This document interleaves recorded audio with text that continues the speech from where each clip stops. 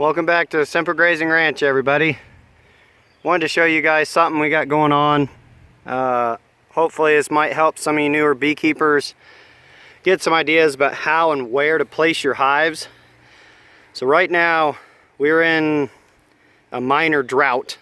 I know our area is not, but our farm has missed the last 4 rains that everyone else has gotten.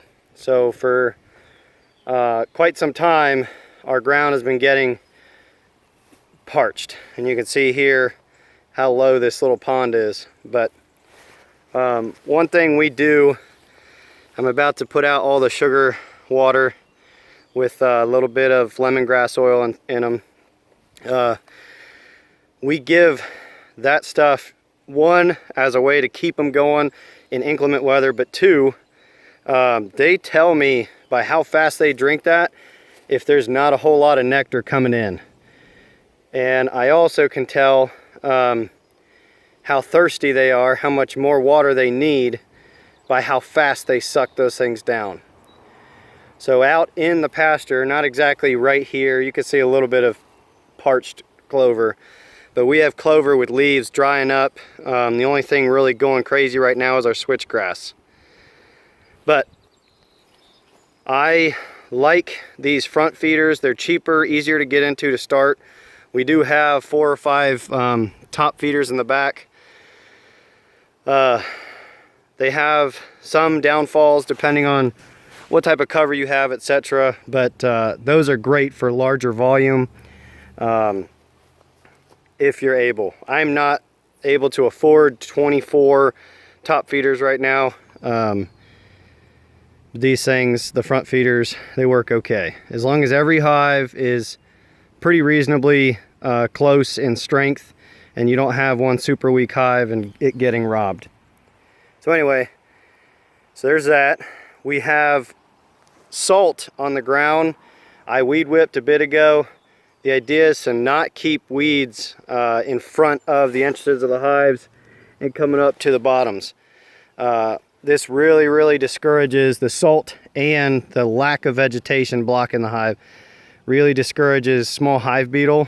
We do still have a minor problem with it from time to time, but the salt basically toxifies the ground to where they can't really grow back into adult beetles after they crawl out of the hive. So anyway, but the main thing we wanted to talk about today is the bees' access to water nearby. You can do that in many ways, but we chose this space, one, because it's a little bit out of the way of the animals. The animals can come back through here.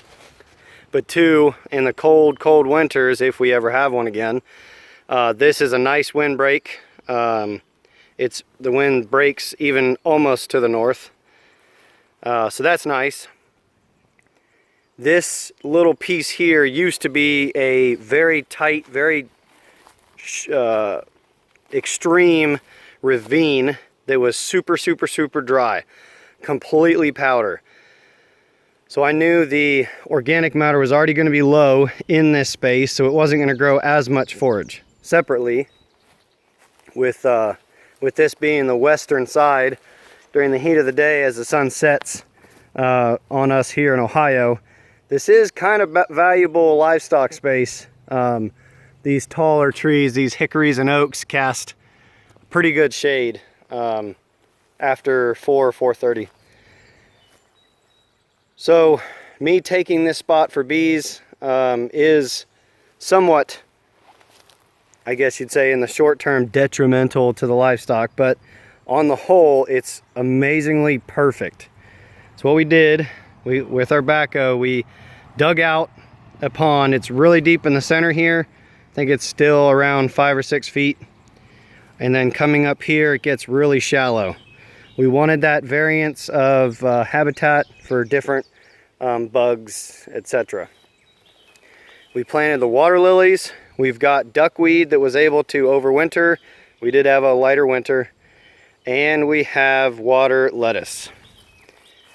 Now there are frogs galore, so don't be surprised if you see one jump in. But one of the things I wanted to show you guys, so these water lilies get a little bit of water on the center of them, and the bees can walk and drink as much water as they need safely without drowning. And then the water lettuce is their favorite. So I don't know if you can see all these bees, but the water lettuce has hair on the leaves, and the crown of the plant sits below the level of the water, so they're able to walk down really well, drink as much as they can. They love it. And with it being so close to the hive, they don't have to work so stinking hard to find water. Now, if you come with me up, oh geez, that was a big frog. If you come with me up here, the shallower end, there's leaves, there's mud, there's sticks. There are all sorts of opportunities for bees to drink without drowning. And there's also some tadpoles in here. We've had tadpoles in this since January. All different kinds of frogs. But anyway, I digress. So again, I said this was a ravine. We dug another pond. Real steep pond. This is the one that we're afraid is going to dry up completely. So if there is a whole lot of life, which actually you can see all kinds of tadpoles in here, we will seriously consider adding some water. But we do have rain finally in the forecast. We have 6 days coming up. We should get some rain. If we don't, we'll start pumping out our wells or something. But anyway, hopefully this is helpful to somebody out there.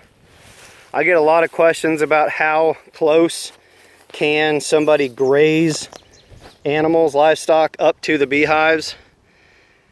So this is what we do. I'm not saying that you can't get closer, but we have no problems. I'm sitting here right now.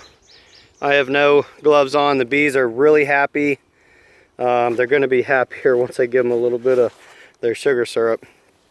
But yeah, we didn't put them in the shade. That's really not good for small hive beetle, and I hear both sides on wax moth, so I'm not sure.